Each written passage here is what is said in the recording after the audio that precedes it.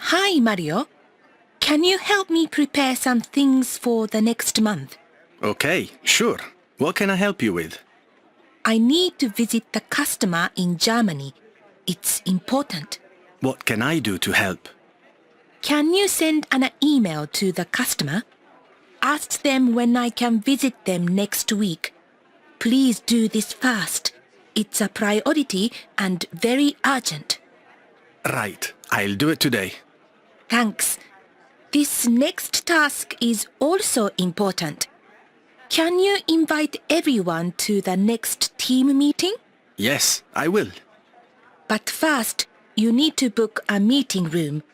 After that, please send everyone an email about it. Yes, of course.